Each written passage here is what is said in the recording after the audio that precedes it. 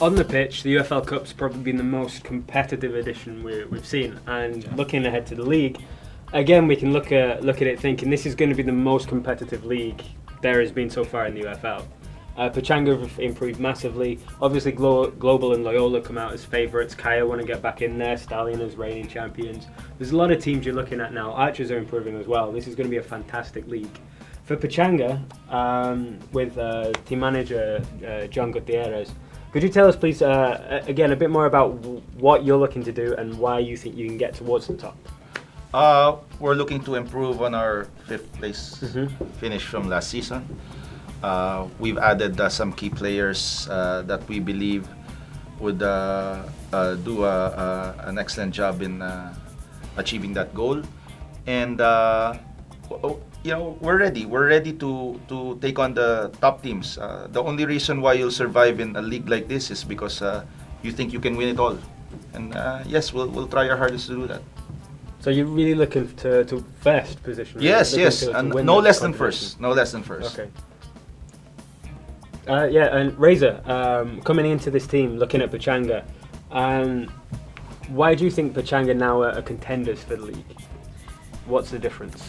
I think Pachanga is next league we can champions because of Reza. Because all player good, every time good, good coach, good boss. So every day practice. So we can champions because all player good. I have a good captain. So we can champions next league. How much are they paying you to say this? Okay. But yeah, your free kicks, for example, have been fantastic, and we saw with PSG that you were very, very solid in the middle. You were instrumental for PSG in theirs, and now for Pachanga. Coming to Anto, you're a very different kind of player, but equally instrumental in the midfield. What for you has been the improvement that's going to serve well in the league? Because you need a bit more depth for the league competition. I think we have the right mix of players. Coming into the league, I think we really need to establish a particular style of play. Actually, I spoke with Coach Noel, and even before I came back to Pachanga, I told the management before that if we really want to compete against the best, I think the only way is to be the fittest team. If we don't have really much money to buy, the likes of the young husbands, whatever, we have to be the fittest and the most hardworking team.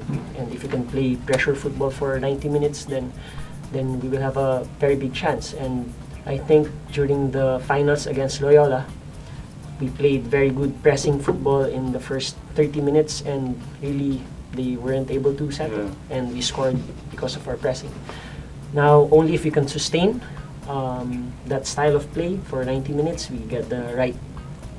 We get some additional players because our lineup for the cup was really very tight. We didn't have really too much players coming from the bench to really make an impact. So I think if we focus on those things, we'll have a very good chance in finishing on top. Actually, the final, they really cemented their status as a top contender in the league right now. Just credit to Pachanga for all their hard work in their cup run. And looking at it, you just need the right mix of players, and I think they'll be supplied with it with the influx of a couple of UP players in Daniel Gadja and Jinggoy Palmayor. I saw Gadja play for, I think, Cimarron in the under-19 final, I think last June against Loyola, and the way they won the title on penalties, have to say that final has served the league campaign last year as probably the best game of the UFL. So I think proper mix of players coupled up with young blood to be promoted, and I think Pachanga can be a contender in the upcoming league. It's a really good point from Iko about the youth coming up towards that. Jinggoy featured slightly in the league campaign last time round, a little bit, and now with a couple more young players coming in. What's the setup with Pachanga that you're really going for there? What you're looking to try and bring into the team, considering you're not one of the biggest spenders of the league? That's a good point there. Like Anto was saying, we're trying to mix old football with new football. The old football is the type that we're an anti-cramps team. I don't want to see my players cramping up. I want to see my players going 100% from the first minute to the last minute, and not telling the coach, coach, I need to be stubborn. How do you do this? Endurance training.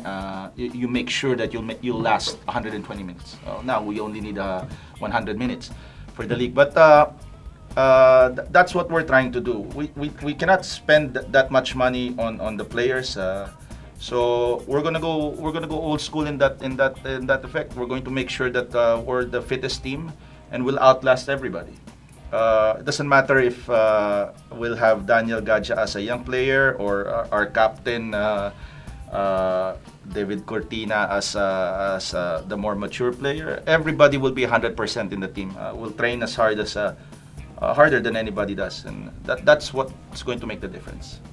And how important is it having players also who you can almost say never quite made the cut at some of the big teams? Cortina, you mentioned there, was Right. dropped with Loyola, and some of the other players as well they were at some of the bigger clubs at the time, and then have gone to you guys. How much are they looking to prove now that they are worth more than maybe other people said? Well, they'll prove more often than not when they go against their former Yeah. clubs, because they want to prove that the former club lost something that they could use. Players like this, they were not in the big clubs for nothing. They're there for a reason. It just so happens that maybe they did not fit into the system. Okay. What we're trying to do here is I provide the coach with the players, and the coach will have to build his house from that materials that I give him. There's no wish list here.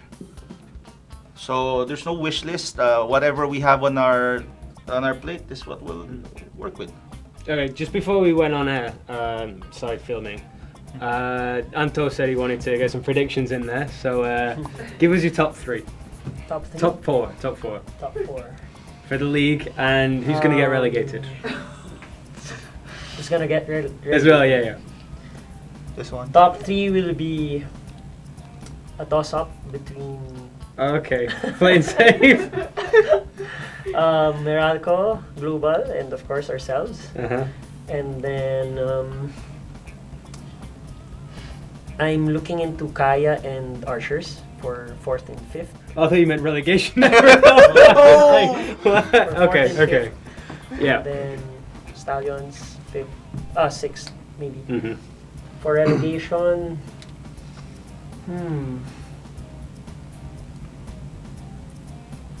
if Army would be able to get some fresh players to complement their older players, it might be difficult for them to continue in the first division. Eco, anything different? Maybe same with Anto, but probably first and second is yes. Probably toss up between Global and Meralco. Third and fourth is also a toss up between Pachanga and Archers. But for the relegation, yeah, I think I agree with Army getting the drop, considering that they finished 9th last season to Air Force. The fact that among the teams that defeated they are one of the teams that defeated Air Force, that probably cemented Air Force getting relegated. Yeah. So who knows? But maybe they can surprise us in the league and some other teams drop out. We got predictions over here. For me, not same. For me, first Pachanga, second Pachanga, third Pachanga. All places? Yes. Top three Pachanga. You heard it here first on FTW. I think if that happens, you'll be looked into very seriously by some of the financial managers. But good luck with that one. And John. I'm going to have a UFL meeting tomorrow with some of the owners. So I just rather say that Pachanga's target will be first place, and relegation side. If PSG doesn't have a team by now, it's going to be hard for them. Even with 5, let's just say they have 5 excellent foreigners coming in. If they're not training from now until January 11, it's going to be a problem for them. Yeah. So yes. Fair point. So, catch us at FTW Sports. We'll give you all the updates coming up to the league and what's going to happen with that. Some of the transfer news I'm sure that's going to come out shortly Yep. about who's moving where. So follow us on Twitter and we'll give you all the news.